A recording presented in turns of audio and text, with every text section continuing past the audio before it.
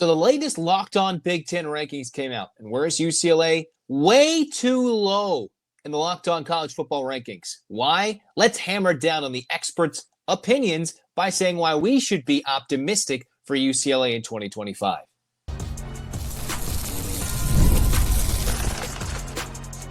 You are Locked On UCLA, your daily podcast on the UCLA Bruins. Part of the Locked On Podcast Network, your team every day.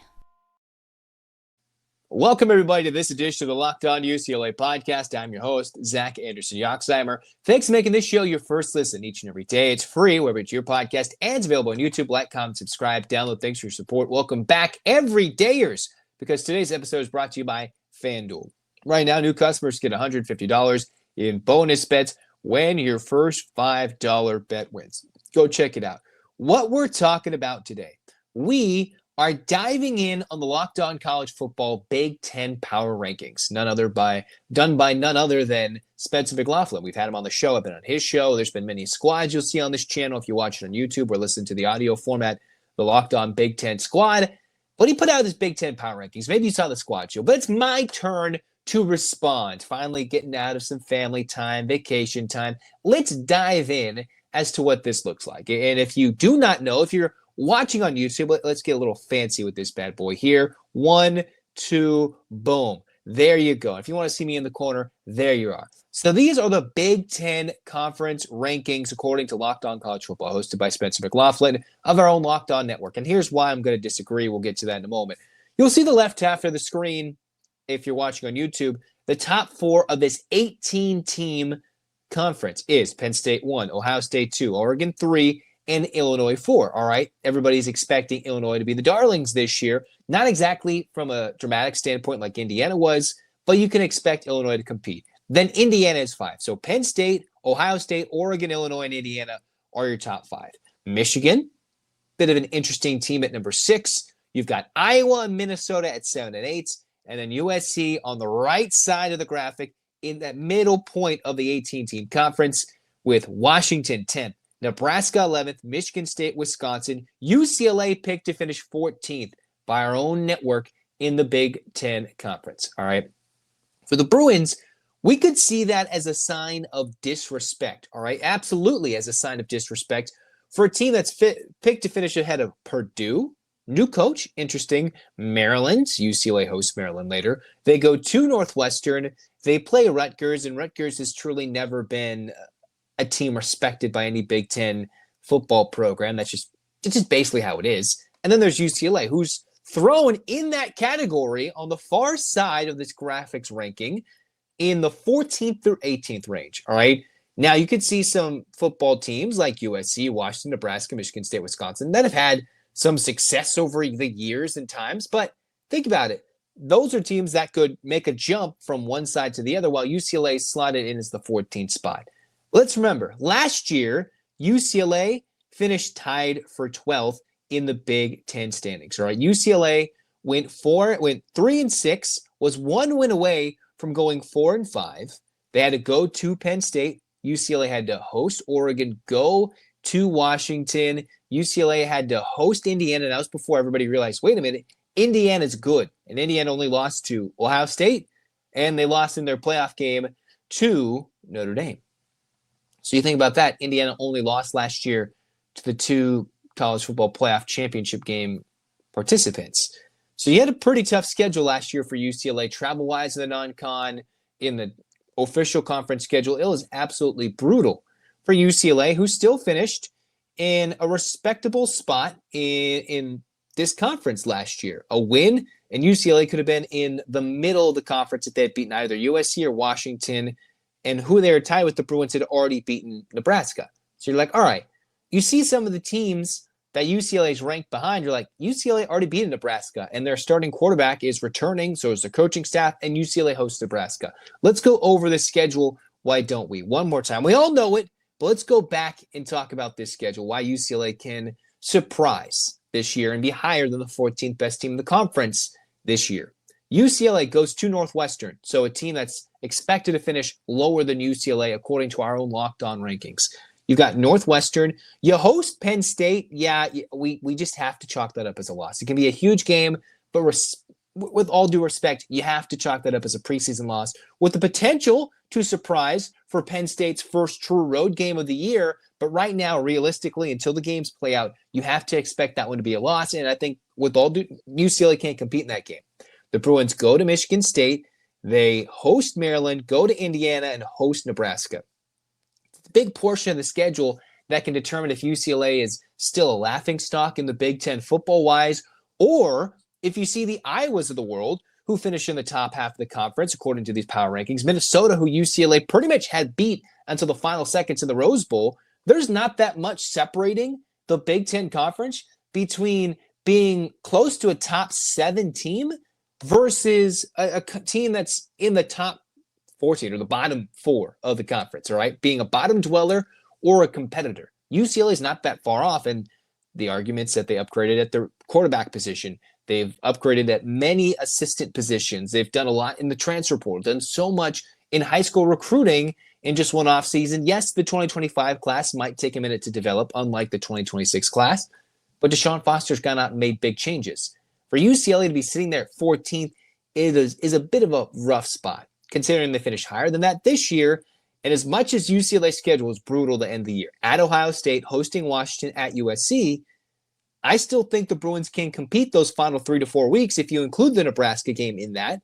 UCLA wasn't that far from beating Washington or USC last year, and there's a lot of returning pieces to those rosters for both Washington, for both USC and Nebraska, where UCLA in those games last year went 1-2. There's certainly a realistic possibility that UCLA could go 2-1 if we exclude the Ohio State game in those last 4 weeks. Now, is that realistic? That's realistic. This is an optimistic, rose-colored lens about UCLA's season, thinking 14th best team in the conference? Like, what does Wisconsin have better than them? What does Michigan State have going for Sparty than UCLA does? Well, they got a lot of things changed. I've talked with Matt Sheen of Locked On Spartans, talked with Jacob Goins of Locked On Hoosiers, and you're like, wait a minute. Indiana is expected to be top 5. If the Bruins can go beat what's expected to be an intriguing Hoosier squad under Kurt Cignetti, all of a sudden you've got UCLA flirting between upper echelon, outside of playoff contention, upper echelon of the Big Ten, or bottom dwelling for the second consecutive season in the Big Ten Conference. UCLA, I think, is much closer to competing with the Minnesotas and Iowas than those programs even think, right? You have PJ Fleck, who just got a contract extension, which a large part of the Big Ten squad made fun of as to, wait, why are they extending this guy through 2030 out at the University of Minnesota for the Golden Gophers? And you got DeShaun Foster, who kind of won the job over a Minnesota head coach like PJ Fleck. It's an interesting year, a schedule that is built for UCLA to, at the minimum, I think, make a bowl game. There is certain worry at parts of the schedule. The back half of this schedule is a room for concern depending on how the team does. But I do think they're much better than Spencer McLaughlin's rankings of top 14. He did it with all respect in mind, but he certainly hates the Bruins, which is why we have that bet going on where if UCLA can get past that certain win total, we could see Spencer wearing a Nico jersey on his show, and we're certainly going to bring him on. All right. Expert analysis. I mean, yes, I respect Spencer. I give him a lot of credit, but hey, got to roast him because the Bruins, they're going to do much better than that. 14th best team in the Big Ten. Absolutely. With Big Ten media days right around the corner, and they're going to post not the Big Ten as a whole, but there will be more Big Ten power rankings. We'll see where the Bruins fluctuate based on how they head into the season and how they start the season against Utah, against UNLV, and New Mexico. All that and more on future Locked On UCLA episodes. Next, though, we're going to decide and talk about, all right, who's coming and joining the coaching staff, potential recruit, and what UCLA's recruiting rankings look like right now in the class of 26. Next on Locked On UCLA. So let's talk to you guys about FanDuel. Because first, summer sports, they're in full swing. And whether you're about baseball under the lights, golf on the green, high-stakes soccer action, FanDuel is the best way to make every game more exciting. And maybe you're already following the action as a sports fan. Why not make it a little more thrilling? With FanDuel, you can get in on the game while your friends are getting sunburned at the beach. And for FanDuel, you can use it to track your favorite matchups, Keep the app because it keeps it fresh with new daily promotions and fun ways to bet, whether you're placing a same-game parlay, watching a bet ride into the ninth inning. Maybe you were going after it in the All-Star game just the other night for Major League Baseball, and you're like, wait, could they come back? FanDuel makes it feel like you're a part of the action. If you're new to FanDuel, new customers can get bet just $5 and get $150 in bonus bets if your first bet wins. Open the FanDuel app today or visit FanDuel.com to get started.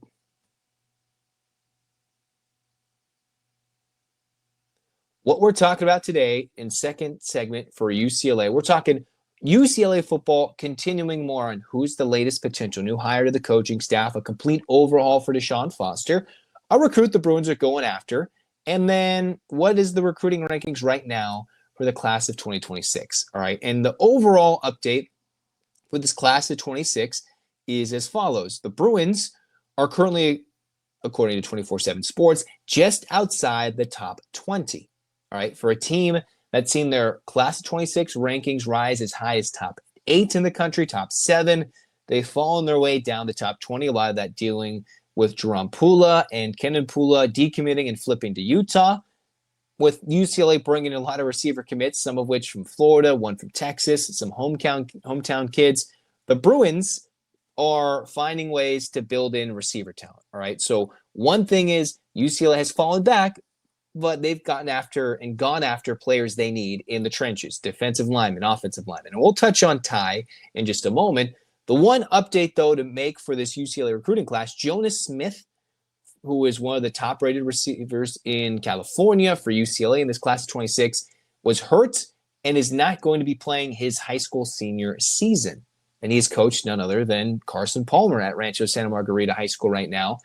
And that was some devastating news to see a commit lose his senior season, which is a very important thing. Before they're even college football players, to see a player not even get to suit up for his senior season is pretty devastating for Jonas Smith. He is not going to be able to play those last set of Trinity League games, which is very important for the national high school landscape, for Southern California, Orange County in general, just in local rivalries. Jonas Smith will not be playing because he's hurt and will miss that year and is expected, according to the statement released by Carson Palmer, to be ready to go to UCLA where he's committed.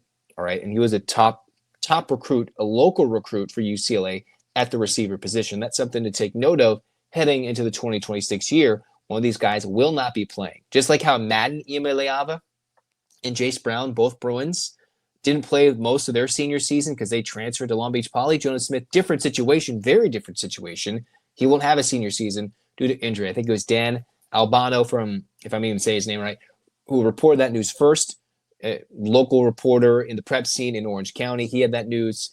OC Varsity guy, I believe is his ex-profile name. Give him love. He covers the prep sports. UCLA is going to have one of their recruits miss.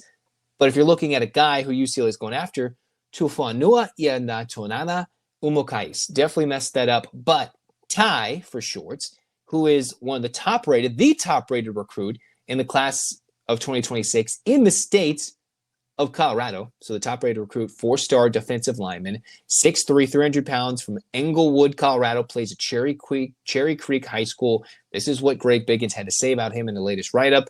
Ty, as he's called, is on the short list of top overall player in the state for 26. Classic nose guard, could play the 3 tech, but is a surefire interior lineman that can do some damage. Those are Greg Biggins' words in his own write-up as a national recruiting analyst about this kid, Ty, from Colorado. He has the length you want to see as the interior lineman and can improve athletically in terms of short area quickness and burst. And if he does that, he can take his game to the whole next level.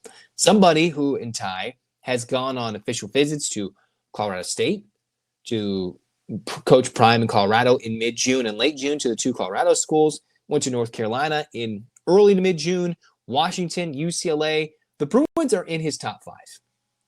All right? Whether it's Colorado, North Carolina, Washington, UCLA, Oklahoma, the Bruins are in that top 5 that could decide where their overall recruitment ends with this kid. They already have quite a bit of recruiting players, guys who they've recruited coming in, but for a top 5 that was released about a week before the 4th of July, trying to play off against another West Coast rival, former Pac-12 rival, some SEC schools, ACC schools mixed in there.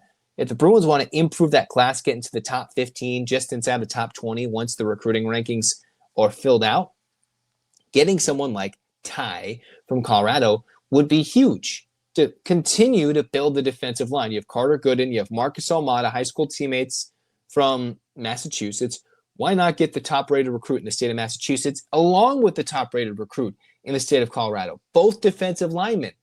That means the Bruins have gotten top-rated recruits all across the country, varying regions, right? Because UCLA's gone to Florida, Southeast. They've gone to Northeast Massachusetts. The Bruins have gone into Washington and gotten some recruits. But if you go more to a mountain recruiting area, right? That's what Colorado is, the mountain time zone, go to that region. You get that. UCLA would have mostly gotten talented kids from various spots across the country, other than maybe the middle of the country. I know they have a recruit committed from Tennessee. You would have almost a good portion of the country represented, even all the way out to Hawaii, for UCLA recruiting-wise. That's a big recruiting base for DeShaun Foster if they can keep this class together by the time fall 2026 comes around, and then slowly continue to swarm the whole country as a recruiting basin. That'd be huge for DeShaun Foster. Speaking of huge, the Bruins will be adding another coach or addition to the staff, another skipper, if you will. According to On3 and 24/7 Sports, the Bruins are bringing in the former interim head coach, Tim Skipper, who coached against UCLA in that regular season finale, where the Bruins beat Fresno State. They weren't playing for a bowl, but DeShaun Foster and the Bruins got to that 5th win, ending the regular season. So Tim Skipper, who already has a significant relationship family-wise with family ties to DeShaun Foster. His dad coached him in the NFL. His brother coached him at UCLA as a former running backs coach. So as DeShaun Foster puts it, he's basically an honorary, if you will, skipper, while he is UCLA's quote-unquote head skipper, if you will, head football coach, bringing in somebody who was the Fresno State head coach, interim head coach, when Jeff Tedford had to step away for medical reasons from Fresno State for the second time in his career before retiring, got himself and got his team to the New Mexico Bowl and won a bowl game. That's another valuable piece to the staff. The more that college athletics has allowed more coaches to have hands-on experience in the field, more coaches can coach on the field. That's where Tim Skipper can come as a linebacker at Fresno State with the experience. Didn't get hired at his alma mater. Ended up without a head coaching job, as he might have hoped for at Fresno State. Open in the coaching market. Will come to UCLA expected as an advisor, as I'm looking at this On3 article by Matt Moreno talking about, hey, Tim Skipper come to UCLA. That's a big opportunity. He could help in the linebacker room where UCLA is overhauling the talent they had at the position. From Kane Medrano to the likes of Femi Oladejo, who's more moved to an edge role, to Carson Schlesinger, where UCLA had in that linebacker room from the portal, from a development standpoint, from a 4-year standpoint, it's gone. So add somebody else, a staffer, to help build and grow that room and get more talented as the year goes on, huge. Another person that would be in DeShaun Foster's corner again and again and knows him personally that well for a very long time, that's a plus. And just to get somebody with some more head coaching experience, whether on an interim basis, one who's won a bowl game, how to keep a team together, then absolutely you want that culture built. Even if it's from a season in, season out basis, that is huge, and I think that would be a great addition for UCLA. All right, so big time stuff coming to the UCLA room. Next, we will talk UCLA basketball, because the men's side has finally given us not exactly a clear picture, but a slightly clearer version of what we see for UCLA's upcoming schedule this year with what they've released. All right, we'll talk about that next. They've released at least 4 games last week or two to what we need to circle on the calendar for UCLA men's basketball. Some big name matchups, some a little less so, but we'll talk about that next on Locked On UCLA.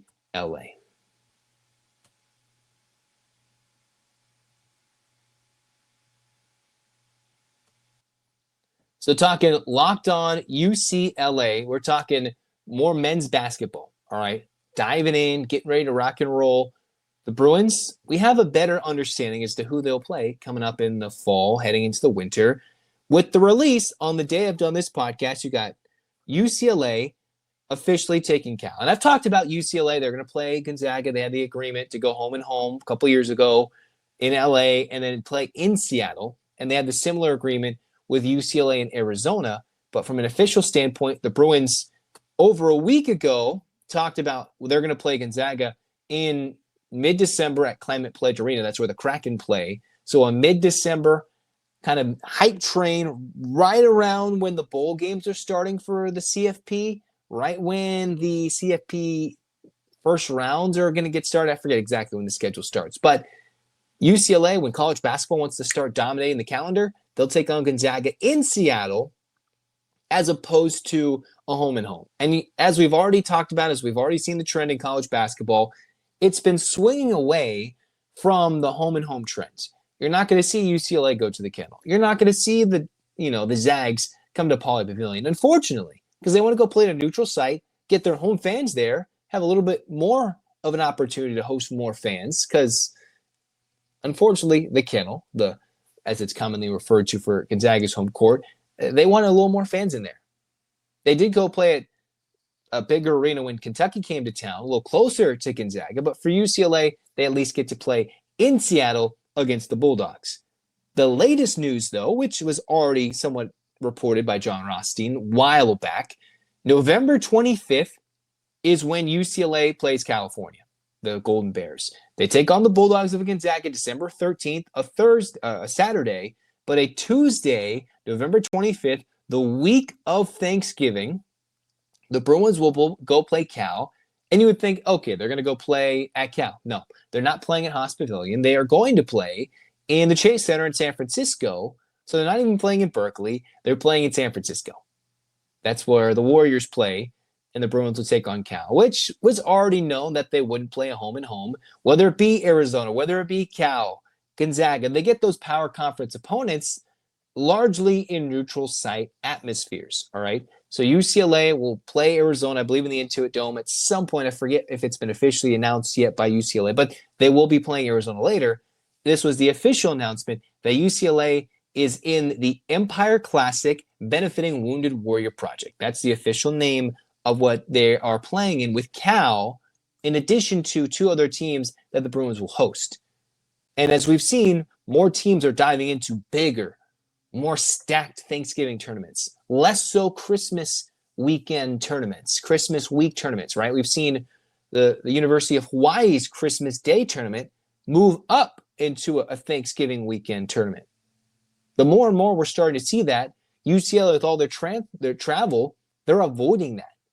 All right, now this seems like a great event with a great cause and an opportunity, but in terms of a scheduling opportunity, the Bruins, they're flying up to San Francisco, and they're hosting two games against Sacramento State and Presbyterian.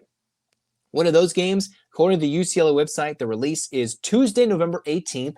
The Bruins will play Sac State, all right, a team that's in the WAC, soon to be in the Big West, just not this year, and a team that's been pushing very hard, I think, to get their football program into the FBS. That's what Sac State's overall been doing. Not that that affects anything basketball-wise, but the Bruins will be taking on the Hornets at home Tuesday, November 18th.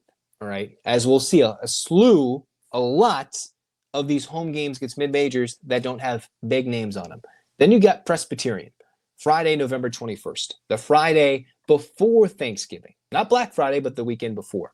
So UCLA plays a Tuesday against Sac State, a Friday against Presbyterian, and then a Tuesday against Cal. So that'll be 3 games in about a week span, all part of this 4-team battle in the Empire Classic Benefiting Wounded Warrior Project.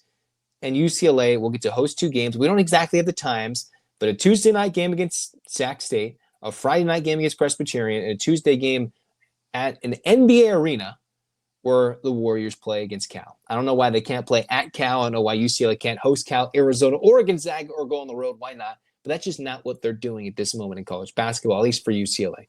The less travel, the better, for some reason.